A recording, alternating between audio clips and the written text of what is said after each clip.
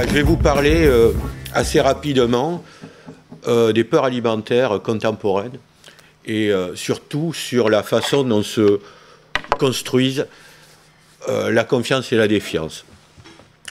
Alors en sachant que finalement le PowerPoint est relativement illustratif et un peu déconnecté de la communication, puisque ça va être des extraits de verbatim qui peuvent être lus de façon transversale à l'ensemble des choses que je vais essayer de vous raconter. Donc, la première idée, c'est que la gestion des risques alimentaires, souvent, lorsqu'elle est traitée, elle repose sur des enjeux concrets tels que des épizooties, des maladies de société, des modes d'évaluation tels que l'expertise, avec derrière tout ça l'idée de chiffrer pour assurer ou de sélectionner les risques qui méritent d'être pris en considération. Alors, bien sûr, le problème et les limites du raisonnement probabiliste, tel qu'il va être formalisé par les experts, c'est qu'il va occulter les expériences concrètes vécues par les acteurs et que, quelque part, tout cela va appauvrir l'analyse des contextes sociaux et ne permet pas forcément d'y voir très très clair dans la façon dont c'est vécu à hauteur d'homme. Parce que, en fait, les représentations du risque, elles vont renvoyer plutôt aux positions dans l'espace social que vont avoir les acteurs. Et ça va aussi renvoyer à des expériences singulières. Donc, l'idée, c'est que la perception du risque n'est pas figée, elle s'inscrit dans une dynamique où vont interagir des contextes sociaux, des trajectoires individuelles, familiales, etc., etc. Alors, ce sur quoi je vais me pencher tout particulièrement dans cette communication, c'est sur les fondements sociaux de la confiance et de la défiance, dans un contexte contemporain où les politiques publiques de prévention, et particulièrement en termes de nutrition et de santé, vont consister à informer de plus en plus les personnes afin qu'elles soient à même de prendre elles-mêmes en charge le risque. Donc, l'acteur social prend en charge lui-même sa santé et son risque. Alors, la question qu'on peut être amené à se poser, hein, le lièvre avait été soulevé notamment par Dominique Némy, c'est est-ce qu'on a affaire à une démocratie sanitaire ou est-ce que c'est une façon d'entériner un certain désengagement de l'État et des politiques publiques, justement, dans la gestion de la santé? Ça, c'est une question qui reste en suspens et que je n'ai pas le temps de développer ici. Mais par contre, ce qui peut être intéressant de souligner, c'est que, en fonction des ressources à disposition, que ce soit en termes économiques, en matière d'accès au savoir, bien sûr, les personnes ne vont pas gérer le risque de la même façon. Et finalement, j'aurais pu aborder cette question au travers des âges de la vie, du genre. Mais là, je vais plutôt parler des hiérarchies sociales. Et si on parle de hiérarchie sociale, finalement, on peut se dire que la santé et l'alimentation apparaissent comme effectivement des facteurs de distinction et l'alimentation et la santé sont au cœur des rapports sociaux de classe. Puisque gérer individuellement sa santé, ça va supposer la capacité chez des personnes de discriminer et de choisir en conscience au sein de l'ensemble des alternatives qui se présentent, de déterminer des espaces de confiance et aussi des espaces de calcul.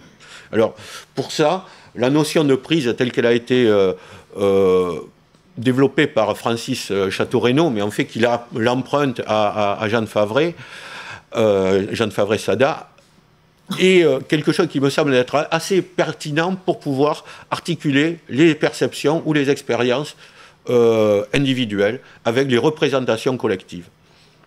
Donc tout ça, ça va permettre de comprendre le cheminement des acteurs sociaux dans l'élaboration de leur réaction vis-à-vis des incertitudes inhérentes à l'alimentation contemporaine. Donc, si on reprend la définition qu'en donne Francis Chateau-Renaud, la prise, c'est le travail continu des relations entre expériences passées, tensions actuelles et développement futur.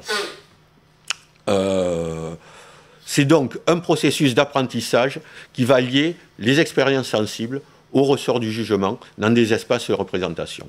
Il y a 3 dimensions qu'il faut intégrer dans la prise. C'est une dimension sensorielle qui intègre la façon dont on va traiter les informations par le sensible et par l'expérience sensible. Une dimension épistémique qui repose sur un stock de connaissances, d'informations, et aussi des degrés de certitude ou de croyance. Et enfin, une dimension axiologique qui repose sur des normes, des valeurs, des principes de justice également. Donc finalement, la prise va permettre de fonder par la perception les actions et les jugements. Face à une situation inédite, le fait d'avoir prise, c'est ce qui va permettre à des expériences et des représentations antérieures d'être mobilisées. Et ce sont ces représentations et ces expériences antérieures qui vont permettre d'avoir une vision synthétique a priori et donc d'autoriser, d'avoir confiance ou de ne pas avoir. Et donc de déterminer à quel endroit on peut avoir confiance et à quel endroit il faut calculer. Donc tout ça, ça se joue bien sûr dans un contexte contemporain qui est porteur d'interrogations,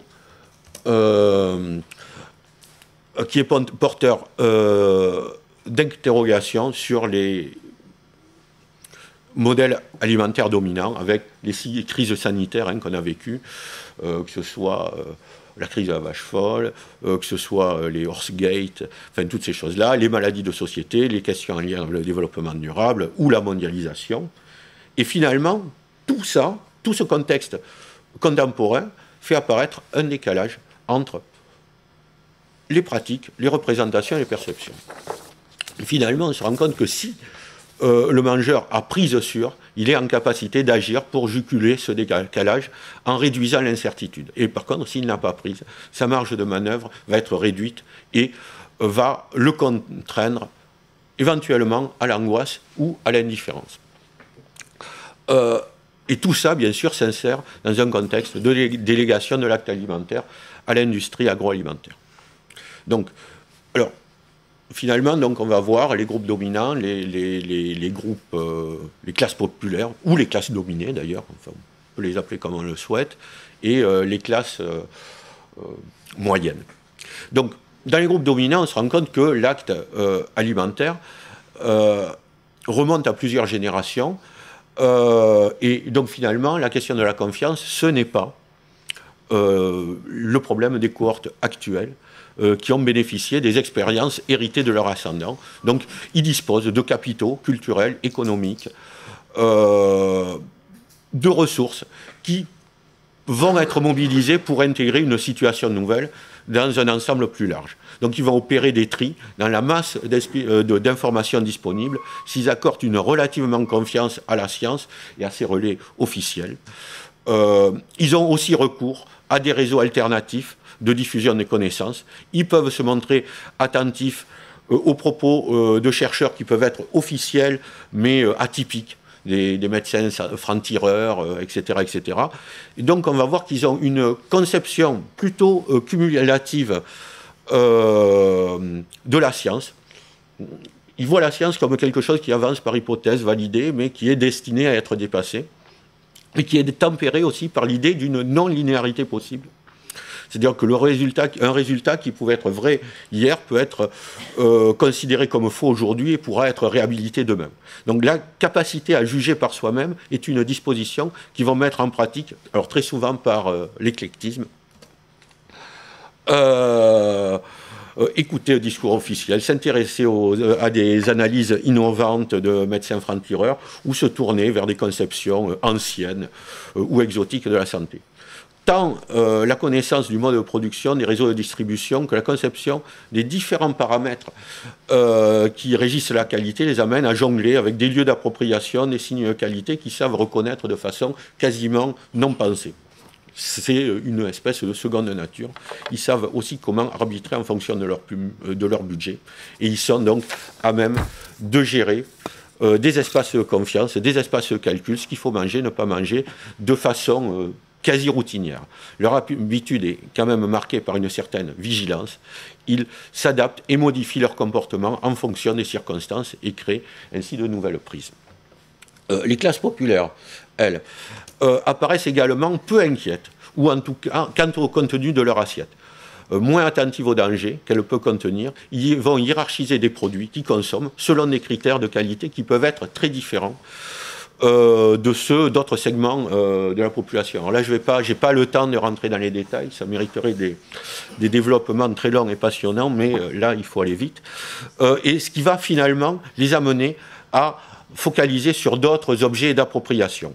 Le recours au tout prêt peut représenter pour eux l'accès à une forme de modernité, et nombreux sont ceux qui vont consommer des plats cuisinés issus de l'agrobusiness, et qu'ils vont considérer justement comme parfois comme quelque chose de très positif, hein, qui permet notamment aux femmes de sortir de l'esclavage domestique, etc., etc. Dans les classes moyennes, qui délèguent depuis peu l'acte alimentaire, qui possèdent en même temps une culture de la santé, mais finalement, c'est dans ces catégories-là qu'on va voir les personnes qui entretiennent un rapport le plus inquiet aux nourritures, notamment parce qu'elles ont moins le choix, tant pour des raisons de budget, que parce qu'elles connaissent moins bien les rouages des réseaux de distribution. L'absence d'une doctrine personnelle bien établie ou d'un rapport distancé à l'information les rend à la fois plus ouverts aux influences dans l'air du temps et plus perméables à une interprétation catastrophiste du rapport à l'alimentation.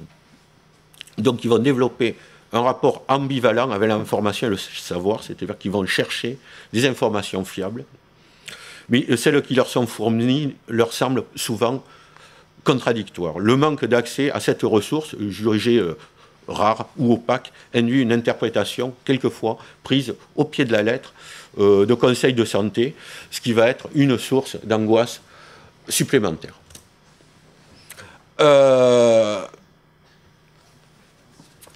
Il découle à la fois de ça, de la culpabilité vis-à-vis de leurs pratiques et du ressentiment vis-à-vis du mode de vie imposé par la société. Ils expriment leur relation à l'alimentation à travers d'un discours normé sur un axe qui va du bien au mal, quelque part, au travers d'expressions telles que un repas normal, elle mange n'importe quoi, c'est pas du tout équilibré, etc., etc. Donc les normes de santé et l'intrusion du discours nutritionnel dans le quotidien ont pour conséquence de désigner celui qui transgresse les normes comme un déviant. Cependant, ils éprouvent aussi un ressentiment vis-à-vis de la société, du rythme de la vie moderne qui impose du stress, de ne pas avoir le temps de prendre soin de soi, des autres. Ils se sentent comme des individus obligés de mal se nourrir par manque de temps, par manque de moyens, de ne pas pouvoir trouver le temps de rechercher la bonne information, le bon produit. Et finalement, au-delà de ça, le manque de ressources financières pour se procurer de bons aliments. Ainsi, la responsabilité se trouve diluée dans un tout plus vaste, une espèce de mode de vie qui écrase, et on pourrait dire que même la société peut être envisagée comme un personnage qui contraint les personnes quasiment physiquement. Et puis il y a une autre forme de ressentiment qui est dirigée à l'encontre des puissants, des industriels, des distributeurs agroalimentaires qui sont perçus comme des personnes avides de gains, du personnel politique qui ne mettent pas en œuvre des politiques de prévention suffisamment efficaces. Donc on voit que la perception sociale du risque s'organise très souvent au travers ou à partir de critères socio-culturels. Elle est déterminée par, entre autres, par la position occupée dans l'espace social, mais aussi par les trajectoires familiales, par les trajectoires individuelles, les ressources et les capitaux, alors qu'ils soient économiques, culturels, sociaux, symboliques, à disposition. On voit ici comment des inégalités de statuts sociaux peuvent déterminer le sentiment d'avoir ou de ne pas avoir pris. Quelque part, au-delà de ça, le danger, ou les dangers et les malheurs doivent être expliqués et justifiés. C'est-à-dire qu'on se retrouve dans une interprétation qui part de la culpabilité de soi au ressentiment, dirigé vers la société ou vers autrui, et finalement en mettant en rapport, le rapport au risque alimentaire en relation avec d'autres aspects de la vie quotidienne, et tout cela va permettre de donner lieu à de nouvelles prises. Finalement, c'est un petit peu, on peut appliquer la grille d'analyse qu'avait proposée Sylvie Finzan sur la maladie à l'alimentation. Alors là non plus, je ne vais pas pouvoir entrer dans les détails de la façon dont je la reconstruis en rajoutant certaines catégories, mais on pourrait dire que la reconstruction des récits des personnes, des appréciations des peurs, vont mettre en scène des tensions sociales, et finalement la désignation de responsables va permettre de remettre les choses en ordre, de les remettre en forme, et de donner du sens aux événements tels qu'ils ont été vécus. Voilà, je vous remercie.